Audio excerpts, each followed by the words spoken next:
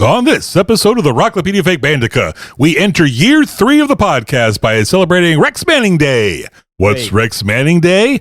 Maybe you should visit your local record shop and find out. Hang on, Charles. That was last week's episode. Oh, sorry. I'm reading the wrong script. Yeah. I'm sorry. Let's go. Okay, so what's this week about? Record Store Day and record stores. Records, yeah. Record stores. So we're going to do another week back-to-back about record stores. Yeah. And talk about the ones we didn't think were big enough for the first show. Yes, exactly. Pretty much. All right. Well, let me make a quick edit here. Hold on. Okay, Alan, hit record. Done already. On this episode of the Rocklopedia Fakebandica, we enter year 3 and 1 week of the podcast by celebrating Record Store Day. What's Record Store Day? Maybe you should visit your local record shop and find out. This is the Rocklopedia Fakebandica.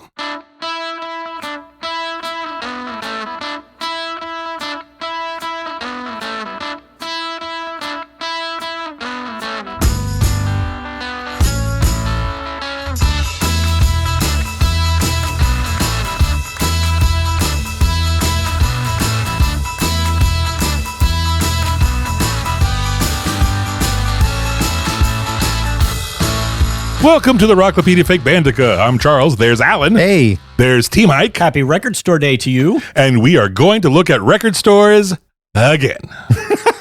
It's not our fault, though, that the brain trust behind Record Store Day could just make it on Rex Manning Day. Yeah. Exactly. Right? Or the first Saturday after Rex Manning Day. It's there. Yeah. It's there. It's not our fault. Yeah, exactly. All right, so here we are with more movies about record stores. But before we push ahead, we have any business we need to discuss? Well, I think we should pat ourselves on the back for our so far unvarying record of championing fake band media that then falls apart. Yeah, this kind of upset me when you told me about this. First the Spinal Tap debacle, now this. So the Runarounds has been canceled officially. That really surprised me. Yeah. Especially because when we saw them live, there was a very rabid fan base. There was. Really excited. They were. And knew the songs. Yeah, they were like singing along. They knew all the stuff. They're still touring. And I'm like, oh, it's easily going to be a second season. It did give me an idea for monetizing this thing. Okay. Monetizing the Runarounds or our podcast? Oh, really? Is that, listen, media giant, I know you have a movie coming out about fake bands. It sure would be bad if something bad happened to it. Sure would be bad if a certain podcast talked about it. You know what I'm saying? Hey, Rocco, Big C, go post about this fake band for me. Let me just tell you about it in the news and notes sections of our podcast. You see? Don't make me send the jinx, I tell you. I like it. Let's do it. I'm gonna jinx you. But it is sad. But if you should actually, it's actually an enjoyable show, and it's weird. It was from the guy who created Outer Banks, so he's got a lot of like credibility, and so it's strange. It was a fun show. Yeah. I enjoyed watching it. Yeah. I enjoyed listening to the music. Mm-hmm. Yeah. Well, I don't know. Maybe somebody else will pick it up for. Yeah, could be. But they're still touring, so go see them now. Go see them now. While you can. We have any emails, T. Mike? We do. We have an email from Wendy from Colorado. Okay. Now she can't officially be from Colorado because we have Nick from Colorado. Yeah. Right. Well, we'll figure something out. So Wendy, if you want to we can tell us where you're from. We can make you a smaller fiefdom there. Right. Yeah. You can have like a city right. We follow conquistador rules. The first one there, they become the owner of that. Of all of it. Of all of it. And then they smaller and smaller. You have to kind of carve into it. Yeah. So. Right. Very few. But okay, so Wendy from she's someplace in Colorado. Yeah, so she just listened to the April 1st podcast, and she says, I just listened to your newest podcast about a band that NBC was trying to put in all their shows. I'm not sure where you got the info for the show Double Trouble, but the info was wrong. Wait, what? I know those episodes backwards and forwards. In the episode you were referring to, episode 1, Kate steals the keys to the car to go see the police. She only mentions the police with Sting several times. You can watch the episode to verify on YouTube. I sent you a clip. Oh, darn. What? I forgot to ask Dad if he would drive me to the police concert tonight. Oh, if I miss Sting, my life is over. So you could see she says she's going to a police concert. That's correct. Okay. All right. Well, thanks for the show. Oh, she says. Well, great. I'm glad she enjoyed it, and I wish she would have enjoyed all of it. She listened to the end. Should have known. April Fool's. It was an Wendy. April Fool's joke. We knew that was not the band. We changed it. That was very convenient. There was all about a band, too, It was, that you yeah. could just plug and play there. I was looking at my sister loved that show, and so I thought, oh, that's on the air. I have to mention this, and also the fact that they're the siblings of Katie Seagal, which is like she's from Futurama, one of my favorite shows. So I thought that was kind of funny that they was there, and I knew it was about a band, and I thought I could look it up, but Yeah, I thought that's good. So yeah, there's it was Rudy and the and Young Hawks. Young Hawks. Young Hawks. Rudy and the Young Hawks. Can't And it was- remember the name of our own fake band. I remember the NBC ecosystem. yes, Nice little phrase you invented there. It was too. before the cinematic universes. Could have been NB Cinematic Universe. Well, thank you, Wendy. You should write back, tell us your city, and we can send you a consolation prize of a book. Hey, I'm just glad. I'm glad you're listening.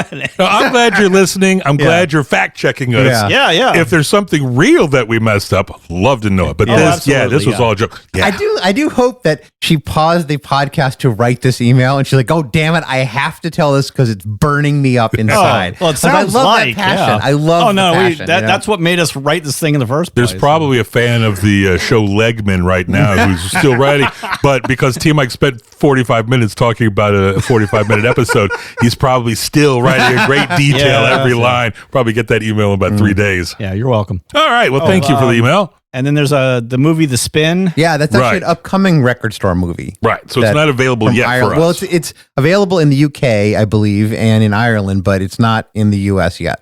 So Okay. next week when we do the third week of Record Store Third show, shows. That'll be that. No.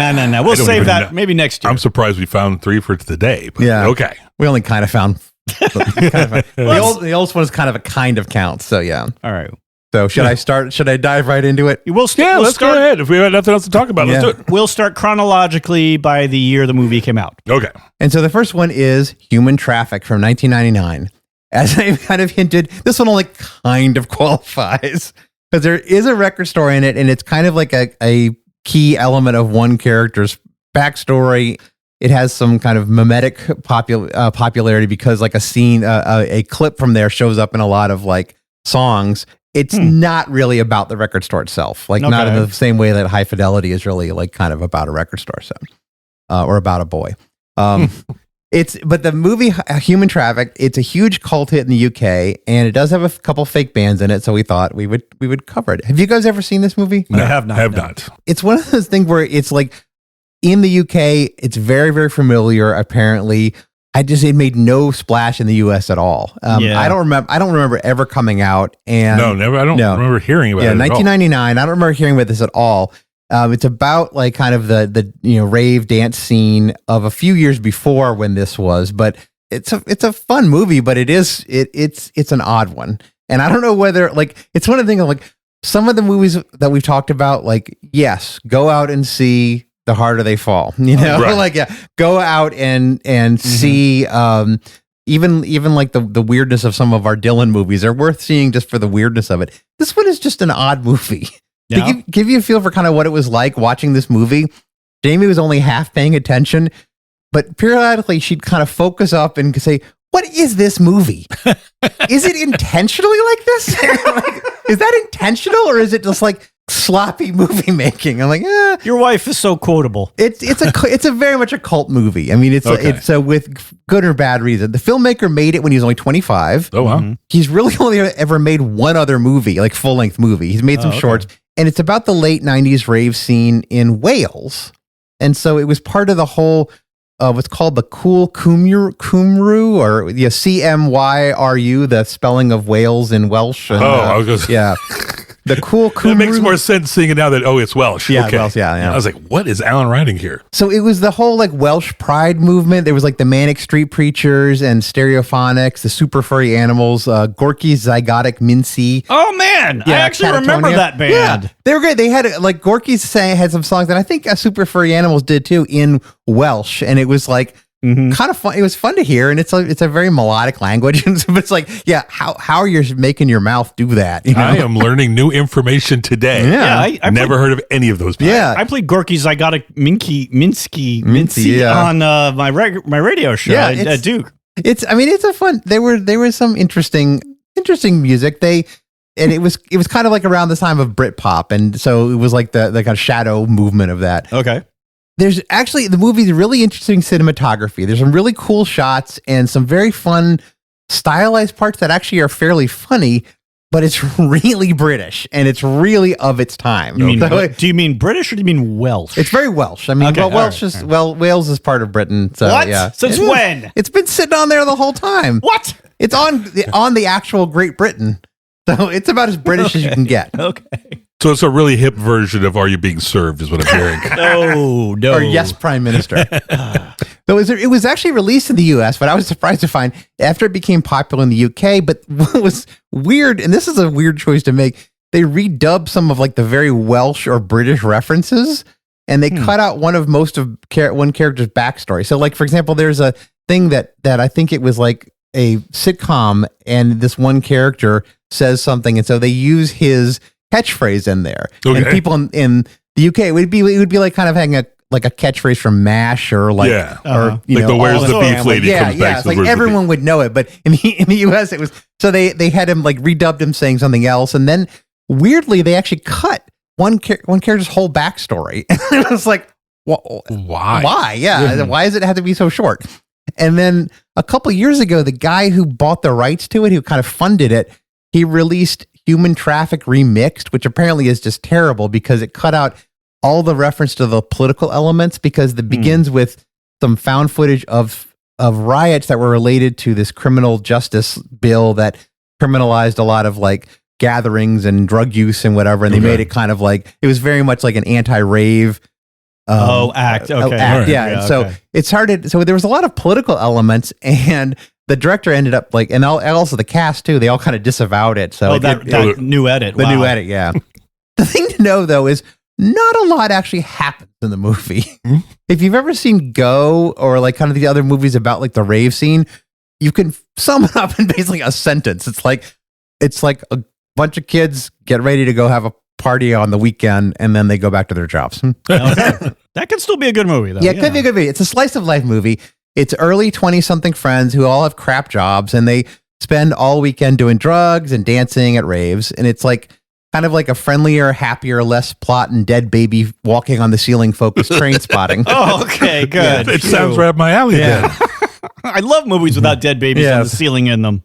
They actually mentioned train spotting at one point, which is kind of funny because the character introductions are totally borrowed from that movie, as well as like Lock, Stock, and Two Smoking Barrels. So they have the whole thing with like, you know, the person talking and the chyron of their name pops up, and there's like, you know, it's still motion. So it is, it's very, very reminiscent of that.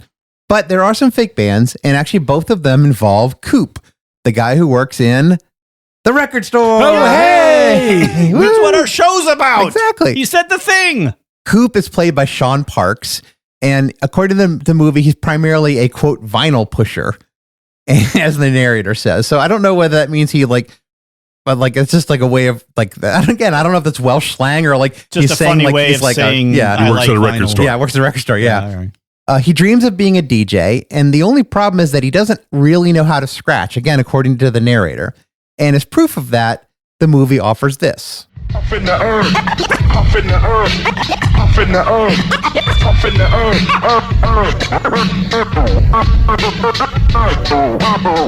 earth. That's not bad.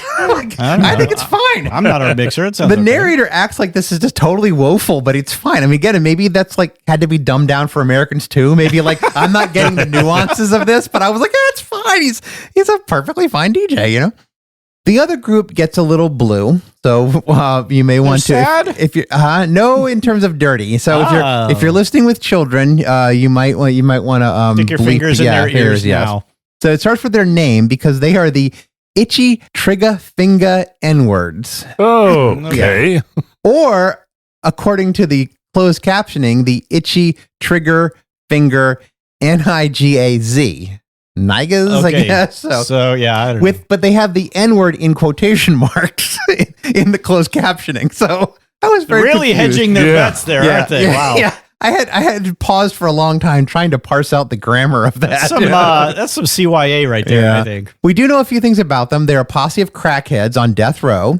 and their 12-inch was recorded in prison, so it has authentic interludes of jailhouse noise. Oh. Yeah. And here's what they actually sound like. Successful falling in New York is amazing. Knock, block, fuck cops, my block. Execute, repair, prepare, electric chair for the villainous. Halfway cooking crime, a silliness, the barrenness, with the venomous, head germs of scandalous. Motherfuckers can't handle, knock them like Rambo.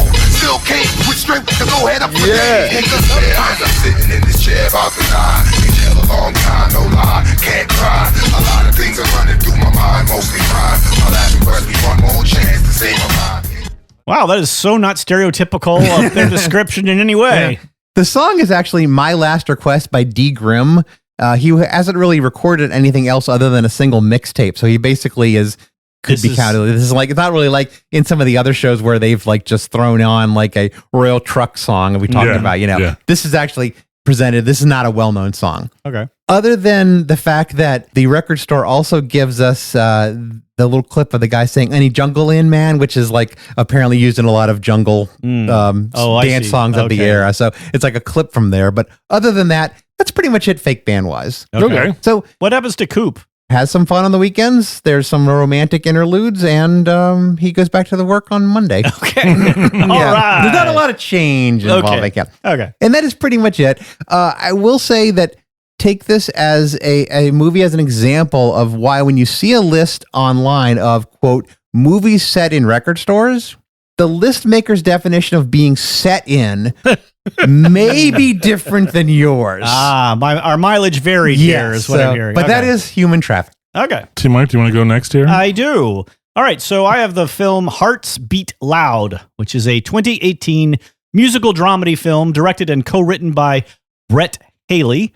It's like a small independent film that has a kind of a big name cast. Most notably, we have Nick Offerman. Oh, hey! Best known from Parks and Recs, where he played Duke our Silver. fictional smooth jazz saxophonist, Duke Silver. Yes, Yeah, that's right. And somebody else, I think he played another character. I can't remember. Anyway, you Parks and can't Rec? remember Ron Swanson. oh, that was it. Thank you, Yeah. Charlie. One of the greatest characters in TV history. I have my priorities, Charles. Fake bands. Anyway, in this film, Offerman plays dad, Frank Fisher. All right. Frank runs the Red Hook record shop in the Red Hook neighborhood of Brooklyn in New York City. It's failing. Wait, a record store's failing? I know, and it's In only 2018? Go figure. So at least the themes from last week are continuing. Yeah, seriously. Yeah, so it's failing. He's going to have to close it after 17 years. His landlady and friend, Leslie, has put off raising the rent. Leslie? Really? Leslie, yeah. They just use the same book of names I don't know. from like they have Leslie Nope. Oh, Ron, right. yeah. Yeah, no, anyway. They put off raising the rent as long as she can, but it's not her fault. He's just not making enough money, even if she didn't raise the rent. So Leslie is played by Toni Collette, who played singer Carla in the 2004 film Connie and Carla. And yes, whatever LA Magazine had a blurb about your book, she was on the same page. Oh, wow, what a memory. Just because I saved it for you and it was sitting on my desk for 10 years, so I finally gave it to you. Toni Collette was also in the fake band film Lucky Them from 2013 and the 1998 fake band film Velvet Goldmine, which we are going to get to in a future episode. Yes. Yeah. Gotta get back to that. Can I just so the shop is closing after 17 years Uh-huh. and it was set in 2018? Uh-huh. So No, this man- it was made in 2018. It came out in 2018. This man started a record store in 2001. Yeah. What a fool. Well, anyway, but the shop closing... Followed his heart. I Yes. guess so. Right Yeah. down the toilet. Anyway, the shop closing is not Frank's only problem. His mom is still alive. She's starting to get confused, and she keeps getting picked up by the cops for things like shoplifting and trespassing. She's played by Blythe Danner, and I was blown away. Blythe Danner looks so good for her age. I could have sworn that she was younger than Nick Offerman. Ooh, teammates got a type. Yeah. I was just like, wait, how is she playing his mom? I had to look up the ages, and I'm like, oh, yeah, she can play his mom. Sticking with Parks and Rec, Paula Pell played his mom in that, and she's only like, I think 2 years older than him. And so, yeah, so I think that there's a long history of maybe Nick Offerman. Well, that's what I figured, but Yeah, I was yeah. wrong. Anyway, Danner, though, also played a singer in the 2015 film I'll See You in My Dreams. Wow. So Frank is a longtime musician. He put out a solo album titled Can I Be? That was, totally unsuccessful. Sounds like Millhouse's dad's. Yes. Can I borrow a feeling? Yeah. He was also in an unnamed band, Boo, with his wife Danny about 20 years ago before his daughter Sam was born. But Danny died when Sam was little. So Sam is all grown up now, and she's going off to UCLA in the fall for pre-med. Go Bruins. There you go. Wait a minute. He has a failing record store that's going out of business, and he's going to send his daughter out of state to UCLA? Yes. But Not believing this anymore. Yeah, really. I got to send at UCLA. No way he could do that with a failing record store. And Charles's record store is booming. It's all online. That's how you do it. That's now. crazy. It's all No online. way. No Anyway. way. Yeah. Be a little, come on. You could do a little bit. SUNY. She's going to like SUNY Oneonta? Buffalo or something. Yeah. Somewhere like that. Sam's character is so humorless in the first part of the movie that at first I just thought the actress Kiersey Clemons just couldn't act. I just thought she was Wow. like that terrible of an actor. That's how humorless and flat her character is at the beginning of the movie. Kiersey Clemons was also in a fake band called Fussy Puss in the Amazon TV series Transparent. Sam is now, she's super serious about studying for college, but her dad cajoles her into a jam session, because she is also a musician, because she was raised by Frank, and Frank wanted her to be a musician, so he, made sure she could play. So anyway, here's a clip of them.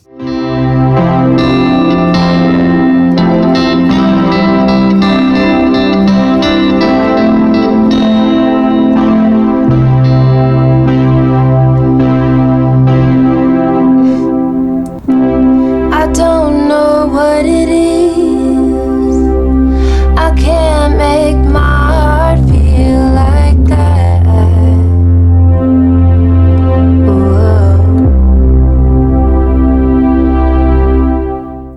That's Frank on guitar and drums, and that's Sam on keyboards and vocals. And the interesting thing is both Offerman and Clemens do their own singing and playing in the film. Huh. And not only that, it was all shot live when they play. They're not like miming to anything. They're actually like doing it at a live take. And Sam is very reluctant to do music stuff with her dad, since it seems like he's been pushing her into it her whole life. She's a rebel now. Screw you, Dad. I'm going to be a doctor. I'm going to be an actuary. I'm Forget your rock and roll lifestyle. I'm going to go be responsible. So anyway, Frank apparently has been trying to start a band with her since she was 12, when they briefly formed Sandwich und Frank. What? What a terrible name. terrible name. It is. It should have been Sam Witch und Frank, because her name is doesn't Sam. address any of the problems. Sam. It is slightly better because her name is Sam. It's slightly, I'll give you that. Still right. terrible. Well, I mean, she was 12. She was 12. Oh, she named it. It's not clear. She did get top billing. Yeah, it's true. Frank is very excited by their jam session. Finally, it feels like it's been a long time since they've been able to do one, or he's gotten her to do one. And Sam actually has a song, so he's very excited to work on her song. And they record it and mix it that very night. And here's the finished version of it's the title track from the movie called Hearts Beat Loud.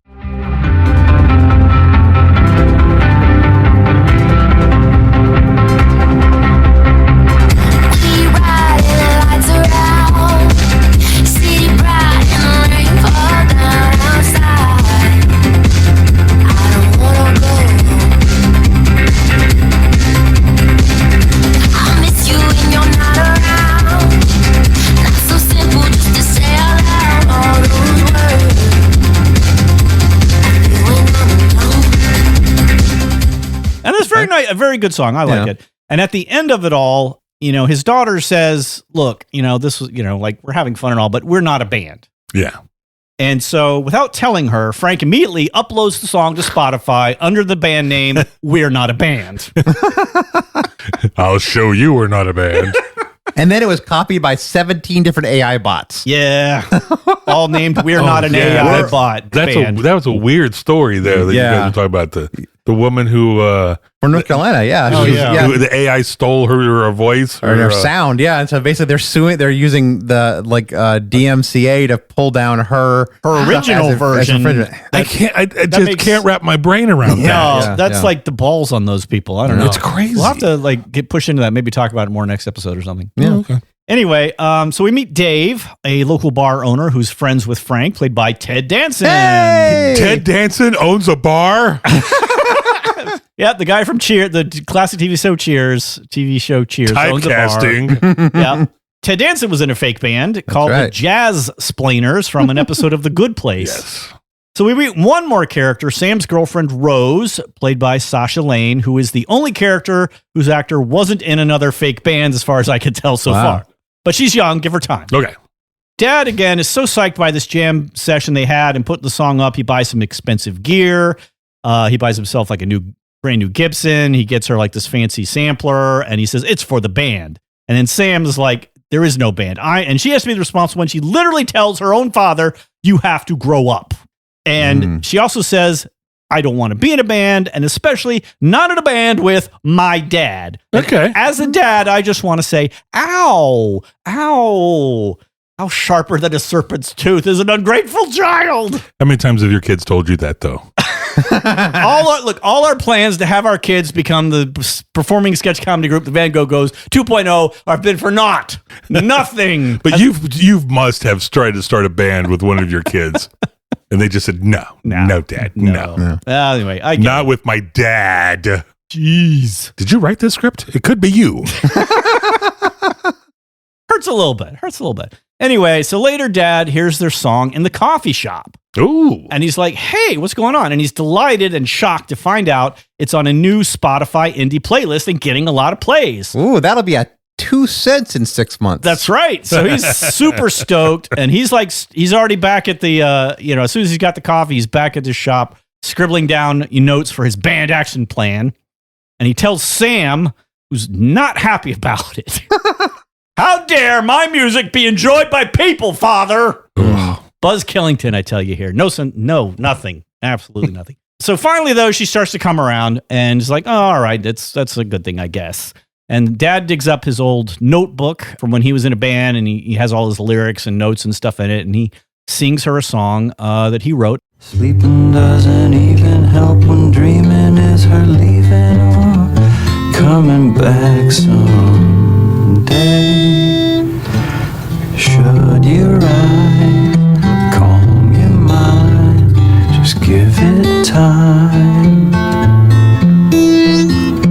It ain't right, there's no use to fight it, just give it time. And Sam likes it. I might have seen a slight smile on her face. I can either confirm or deny. That would be acting. And she starts working on a new song. This is the jam session and the So it's starting. It's starting to work. Little bit of melting of the ice here in a way. Getting the sandwich back together. That's right. Two halves coming together. Frank and Leslie go out, and Leslie sings some karaoke, but that's just karaoke. It doesn't count for our purposes. Wait, so that's his landlord. Yeah, yes. landlord, yeah. Totally. And Fred. Colette. And so they were going on a date or just going to hang out? They're kind of just hanging out. Okay. They're just hanging out, but then it does turn a little weird because they talk a lot, and and they get a little tipsy, and she ends up kissing him. Okay. But then it seems in like a few minutes later, like, oh well, wait, she's already seeing some other guy, so we don't kind of get Frank's confused, the audience is a little confused. This is T Mike's life. This is like when he went on that date with our landlord, the old doctor who owned our building in LA. The elderly doctor who very confused. Anyway, so Dad helps Sam with her new love song. He's like, wait a minute, this is a love song. You're in love. Who are kind of like and she breaks down and tells him, yeah, I have a girlfriend named Rose. And then we learn that Grandma was also a singer. Frank's mom, when she was Sam's age, Mary Ann Fisher, used to go from nightclub to nightclub trying to get singing gigs, and singing in a nightclub was how she met Grandpa. So that's 3 generations of musicians in this one film. Did they say what her maiden name was when she was doing it? Did not, but it could be construed that she kept singing after they got married. So okay, that's why you're going to put her in the database as Fisher, as Marion Fisher, because that's the only name we get. Jamie, what gene controls singing note to self? Because apparently it's genetic, according to this movie. Yeah. Oh, yeah. Leslie turns around and proposes a deal to save Frank's store. She says, look, we'll go into 50-50 partnership, and we'll turn half of the store into a coffee shop. Oh, Jesus. And that'll get, bodies in the door here. Okay. And why not a gift card store? Or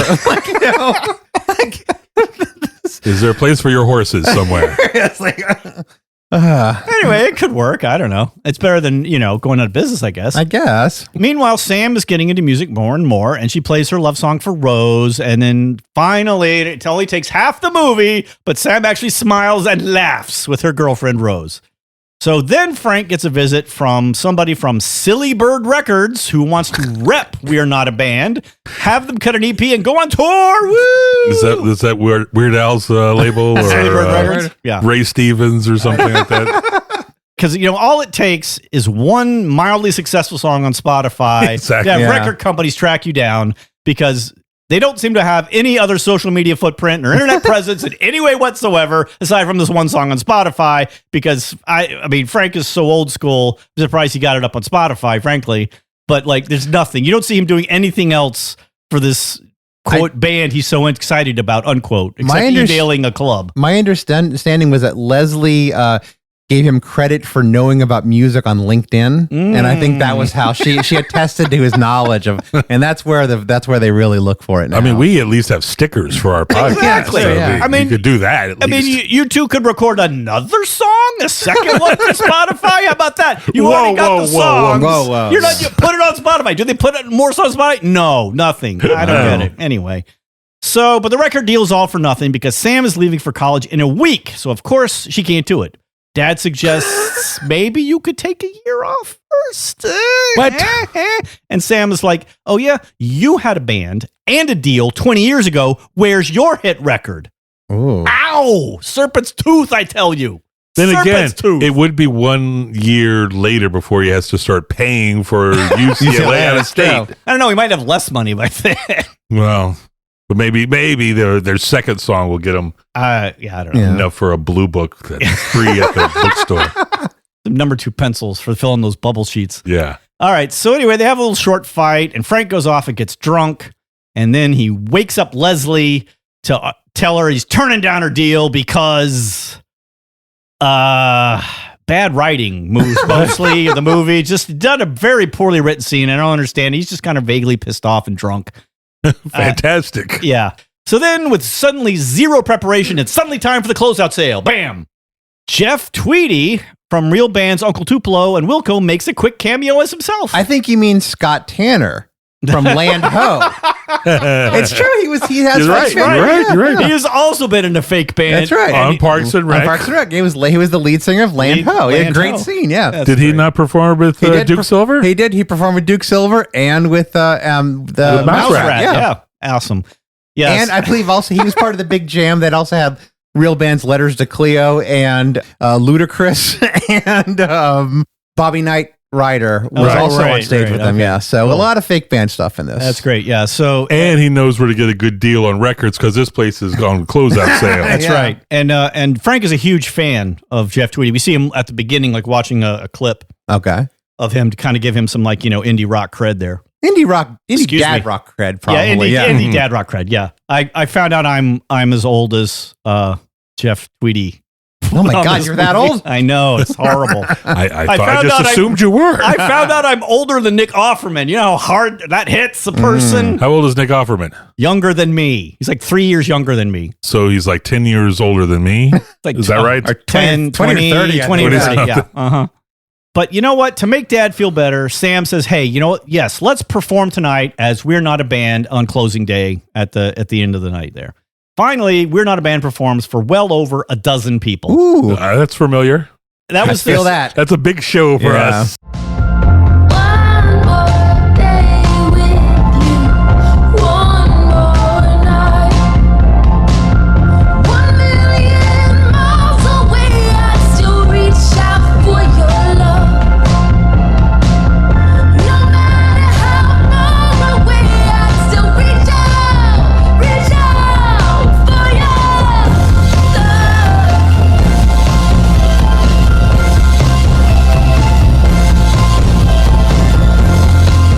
All right, that was their song, Blink 1 Million Miles. And Kiersey Clemens has actually got some pipes in there for that one, I think. They perform another song titled Everything Must Go.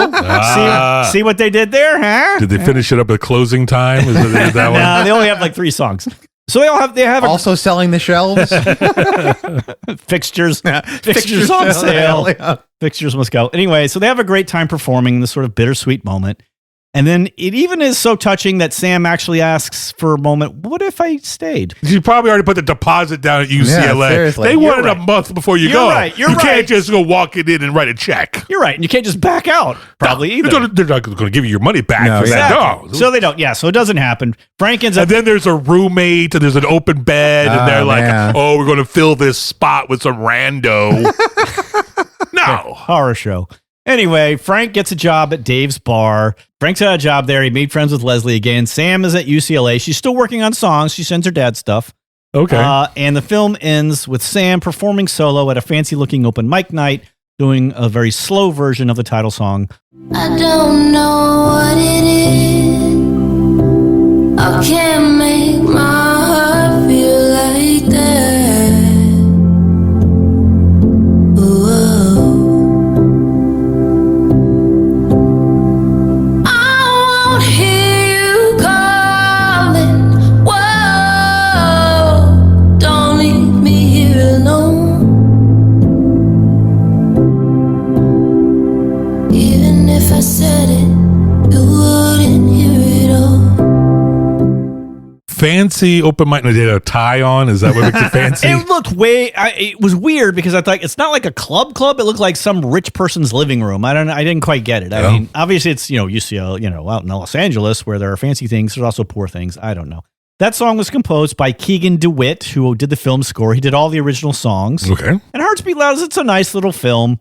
It's fine, but it kind of feels off to me in a way. Like, it's definitely not that the actors are out of their depth. It's like there isn't enough depth for them to be out of. I mean, it's just like, it's not enough film there. It's that the writing is weak in some places. There's no there. Yeah, it needs It's like a 3-foot swimming pool, and they're like, I can go deeper. And you're like, no. It's right. Stay there. Exactly. Like, it feels like it needed a few more drafts. Like the drama needed some goosing. Like if this had been like an ABC after school special, it would have hit harder, It's like, Sam would have run away or something and like, I hate you, Dad. You can't make me a rock and roll star, Dad. I hate you. I'm going to So be a doctor. It's fun enough, but it's got flaws. It's a little fluffy, and it's like, it's exciting to see like this, like this good cast and these things, but they're just not given enough to do. Yeah. And and in a way, I felt like it's almost a shame. I mean, it's a nice little film. It would have been better if they had cast nobodies or unknowns to give them a chance, as opposed to like banking on these like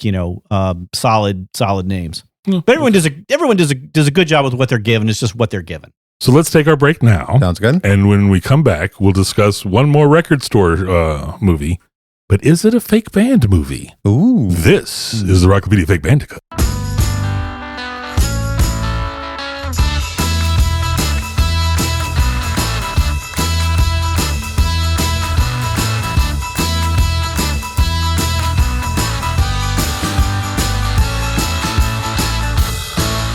Okay, we are back, and it's time to start my movie. Yes, your section of it. But before we start that, What? I have a little something for you. Charles, when is your birthday? February 5th, And we are recording this in April early. 7th. Yeah.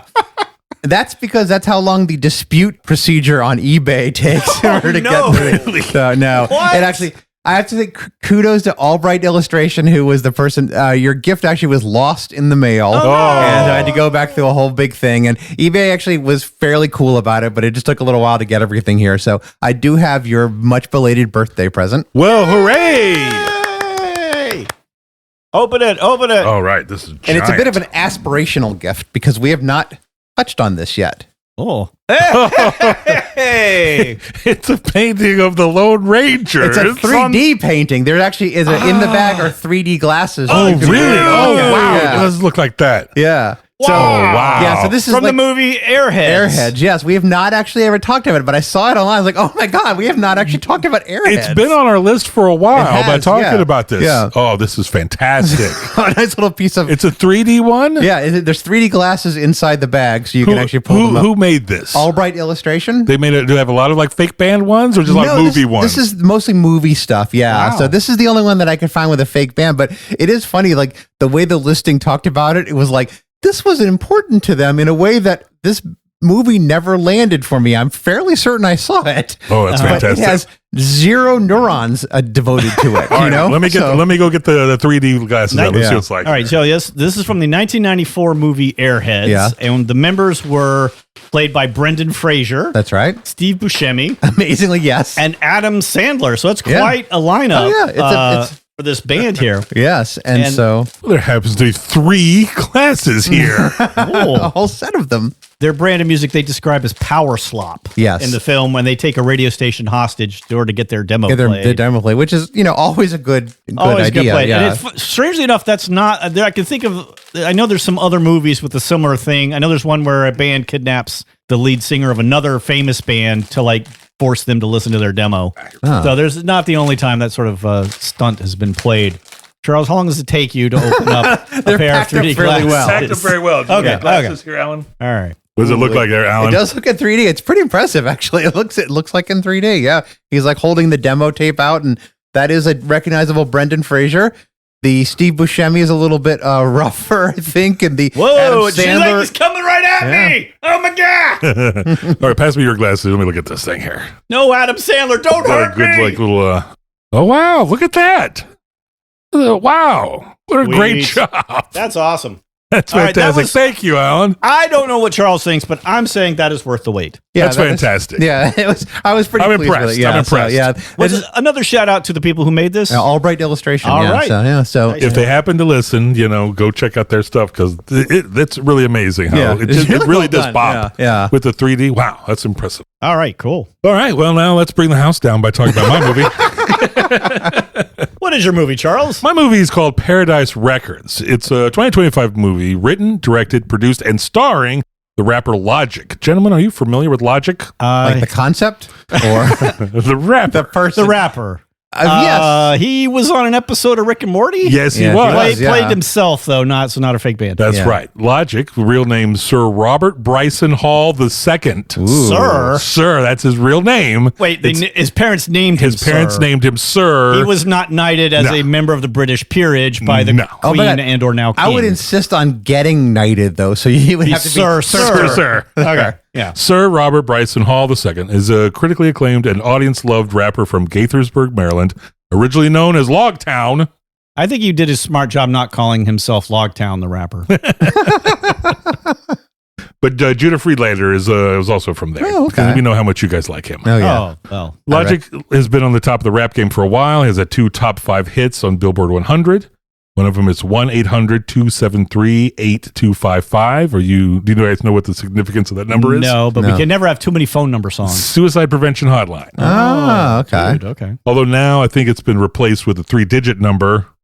So Oh, yeah. Okay. it's All not right. the same anymore, but And what's his other song? Homicide. So he's working both sides. of the He's aisle getting here. both of them. Oh, yeah. Okay. And he was also, like you said, in Rick and Morty. Yeah. But there hasn't been a lot of chart success recently for Logic, which may be related to this turn of focus to the creation of the movie Paradise Records, which we shall discuss now. Okay. Or maybe we shouldn't because it's not a fake band movie. Oh no. The closest we get to a fake band, we talked about, Tim Mike and I talked about it a little bit earlier.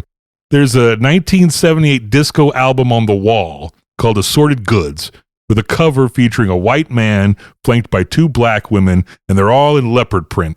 Mm-hmm. And an uncle talks about it kind of briefly. Okay. Uh-huh. And that seems to be about the only fake band. Okay. I think that counts. I think that's a fake band because, I mean, I looked on Discogs.com, one of my big Right, sites, yeah. and there was absolutely nothing related to that name as an artist whatsoever. So I think that's pretty solid. It's a very completist site. So I couldn't find if it was fake or not, but it would be so odd if they only had one fake band or fake album well, it's that in they the barely script. talked about. Mm-hmm. They just kind of pointed at it up on the wall kind of thing. I admire that. It's just kind of The random. perverse weirdness of it. Yeah. Like, yeah, okay, Well- we're going to talk about everything else is real except for this one thing. Well, I always kind of worry about that in these record store movies because I'm like, do I need to freeze frame and examine all the album covers and all the posters on the walls? And Yeah. when I'm watching, I'm supposed to be listening to music, but I'm like, wait, was that a real band? Wait, okay, that's real. And I don't like having to do that for every scene in a fake band movie, Yeah. like Yeah. Empire Records, but that was all real. I mean, they didn't Yeah. bother except for Rex Manning, Well, Paradise Records is a day in the life of a record store, one that's in debt and maybe forced to close. What? No. And You know there's what? Okay. Next time we're just going to do CD stores. Oh. And I have a good feeling about CDs. I mean, it's a solid media format. I think it's got a lot of legs. and there's a shoplifter. Oh, man. So we're just checking up all the boxes here, right? I don't think there was any shoplifters in human traffic. Did anybody shoplift anything from yours, T-Mike? No. Actually, his problem was the opposite. He was just rude to customers at the beginning, and people didn't want to buy from him. Okay. Well, this movie is less like Empire Records and High Fidelity, where music's important to the story, more like Clerks and Friday, where it's the relationships that matter, and it seems they talk about anything but music. Right, it's just a backdrop. Kind of. Right. It's not a coincidence either, since Kevin Smith is the executive producer. Oh. And he even appears with Jason Mewes as Jay and Silent Bob inside the film. Whoa, so this is part of the Jay and Silent universe. Bob-verse? It is in the Clerks-averse. Clerks-averse, okay. The Clerks ecosystem. The Clerks. Jay and Silent Bob system. Nice. So Logic plays Cooper, the owner of Paradise Records, and it takes place in Oregon somewhere. At one point, it made it sound like it was Portland, and then they made it sound like it was in Bend, and then it could have been a third place.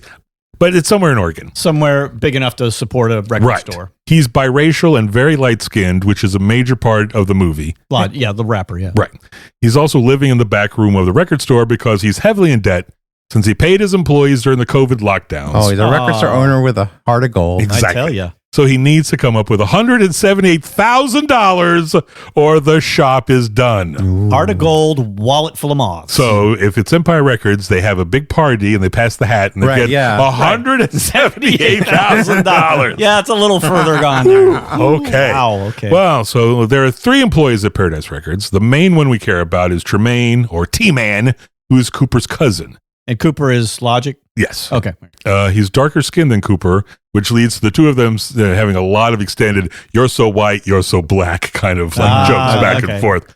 Then there's Tables, who's a geeky white guy who's into fantasy and not sci-fi. You guys like what sci-fi, but more into fantasy. Mm-hmm. And then there's Melanie, who's a white woman who seems to have a little crush on Tables. There is not much development on these last 2 characters, so we don't need to talk about them much. Okay. We'll table them. Right. Ah. If you're not a fan of the N-word, this might not be the movie for you. Earlier in the movie, Cooper and T-Man get into a long discussion about why Cooper doesn't use it a lot, and Table comes up and he says, "Oh, guys, you talk about the N-word again? I can see myself out." That's a good gag. But I mean, that's what this movie's about. A lot of fast, pithy conversations about race and relationships and drugs and movies, and it's very entertaining. Makes us like these crazy kids.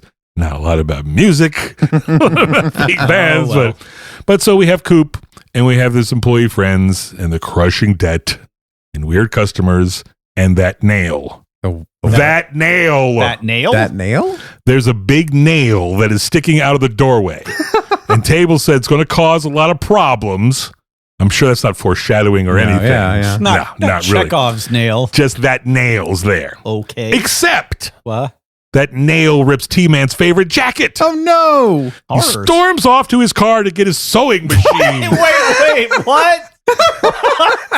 That he keeps in his car for just such an emergency. And then we have a scene where he sews his jacket back together and tells Melanie his dream is to build a brand and make his own clothes. Okay, all right. That's his thing. Okay. But he rips his jacket and he storms off, and you're like, was he going to get a new jacket? What's he going to get? No, sewing machine. And he sews it up, right? Taking care of business, baby. Was there like a montage set to taking care of business? No. That would have been great. Is there like a sewing montage? There's a little, just him sewing, looking really intense and everything. Okay, Some great acting with his sewing. A lot of staring at it. I'm sure that's got to be foreshadowing too. Maybe. I don't know. Nails, sewing, who knows what's going on. So Cooper talks to a loan officer, tells him there's no more extensions, no more conditions. You can't give you more time on your own. You have to pay it off soon or the place is done. The employees find out. They get very angry, but Cooper says he's trying to do anything to keep it going. Everybody just relax. Let me try to figure it out. And then we find out there's a safety net. Mike Hawk. Hey, wait. Mike Hawk. Oh, Mr. Hawk. Michael Hawk. Mr. Michael Yes. Hawk. Mr. Hawk runs the next door arcade, it seems. It seems he wants to expand his business. He's willing to pay for the building, and he's going to hire the employees too. All he needs is Coop to give up his dream. And his building. That, and to set up any sort of joke where Mike Hawk can tell you what he does. Wah, wah. Mike Hawk. Wow, this is like Leslie's thing and from my movie. So Coop's dad comes to visit the store mainly to let Logic's real father get a check. Oh, it's played by his real dad. Real Okay. father. They talk smack a little bit, then they get high in the back room with T-Man and the comedian Bobby Lee for some random reason. He's just thrown in there. All of a sudden, it's like there's 4 of them in the back, and we've never seen Bobby Lee before. And it's like, why? Why is he here? Well, why you know, are they all it's smoking just, weed? Anytime you smoke weed, Bobby Lee has a chance to appear. Maybe. So they smoke weed, they play bongos, they freestyle rap a little, which is the closest we get to a performing fake band. But it's just a bunch of stoners Hanging goofing out, around. goofing around. So they don't Can't name, and they count don't name that. themselves, No. and they don't seem to do this otherwise. Right. Okay. So drugs are a big part of the story, and Sladro is Coop's dealer. Ooh, pick that name out himself. Or he was before he went to jail for a little bit. But he's out now on house arrest. Oh, okay. But he's at the record shop, but it's fine because he totally home aloned it by putting pillows under blankets at his place. So they think he's sleeping. So if they come by to check on him, Our older listeners might know that as Ferris Buellering it. but in the movie, he totally home aloned it. Eventually, he realizes he needs to get home and fast. Later on, he comes back and mentions he was too stoned to remember to return the ankle monitor once his sentence was done. And so he had been wearing the ankle monitor for like 6 weeks past his sentence.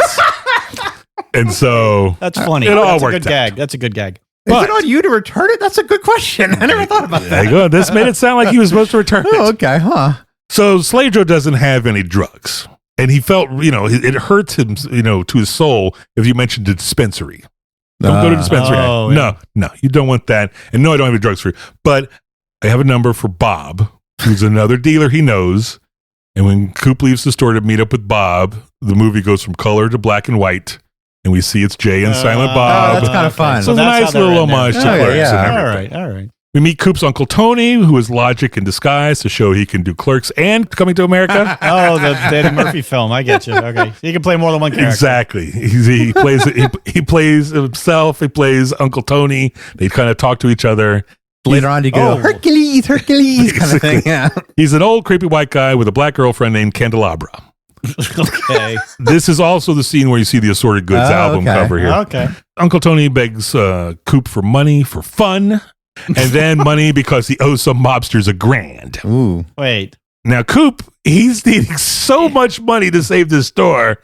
He probably is just like, well, okay, fine, whatever. Here, Wait, so you're just going to give Uncle Tony money? he goes He to needs the $100 million dollars. 178,000. He's like, okay, I'll you're give my you family, 1,000. What? so just make 179 that I owe. He says okay, and he goes to his locked cash box where there's some money and a handgun. Ooh, this has to be foreshadowing, right? Chekhov's handgun?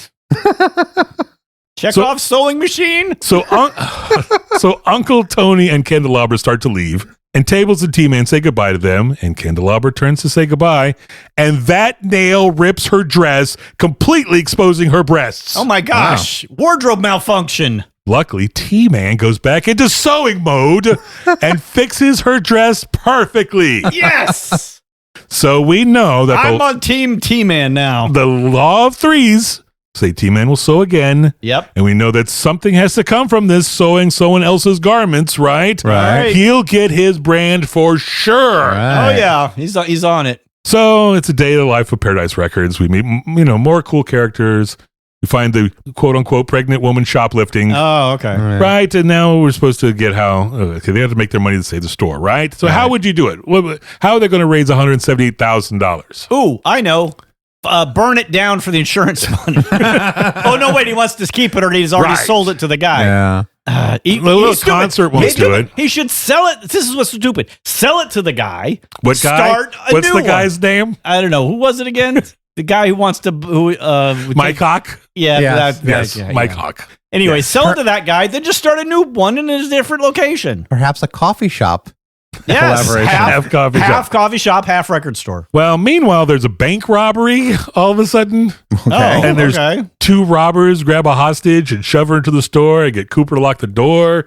keeping them away from the police, chasing them. Oh man, this just got super drama all of a sudden. Because most record stores have like very secure doors and aren't just like large windows with in like a crappy wooden door that like in the Held together by stickers, band stickers, yeah. basically. Well, and Tables and Melanie are locked out of the store, so we can basically forget that they were even part of this movie. All right. They're not even there. who and who? Exactly. Okay, yeah, right. So the two robbers have 5 hostages now because they have Cooper and T-Man.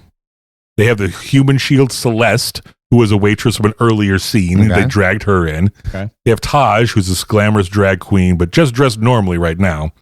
And Sladro, who is so stoned he thinks he's watching a movie. The cops surround the building. They send a hotshot cop to sneak through the vents and shoot the robbers, but he falls through the vent and hits the ground and shoots his toes off. Ow! Comedy, people. This is comedy. It's comedy. Oh, see, that was my I problem. should point out that probably if you're like Sladro and on drugs, you would think all of this is hilarious. It's not. It's pretty funny, but I mean, shooting the toes off.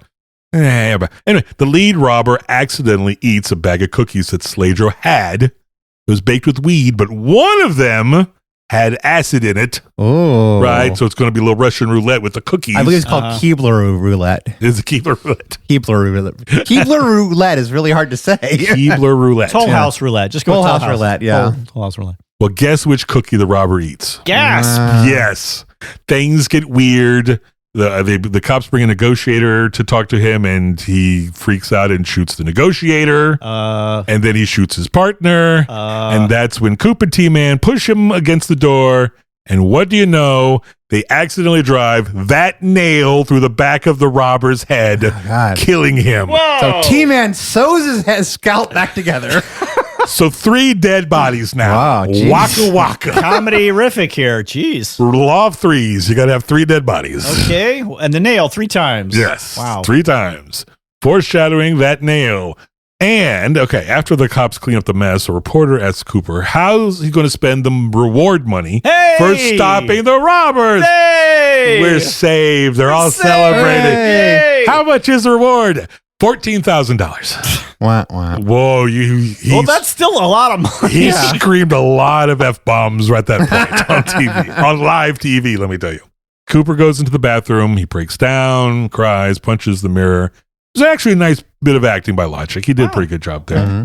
Then he notices the money from the robbery, and the store is saved because why?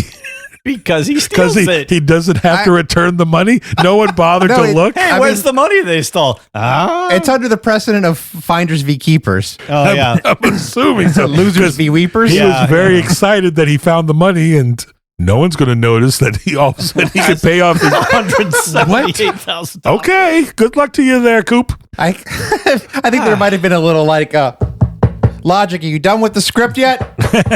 You got to finish that thing up. I had a little of that with my movie, too. Yeah, you know. All right, I guess we had our rule of 3s with that nail. Yeah. But the sewing parts didn't have the payoff I expected. Oh, no, where's the sewing? There wasn't. He didn't get his didn't brand. brand? Nobody came by. Man. Candelabra's real sugar daddy didn't pop in and said, you saved her dress. Here's $1 million. Start your own brand. Nothing. Other characters we thought would be major that weren't. They showed the handgun in the lockbox that seemed to be setting up something the way they kind of focused on it. Yeah. No. He didn't even think to get the gun when the robbers were there. Oh, yeah. I forgot about that. He did have a gun. There was very little talk about music at the record store.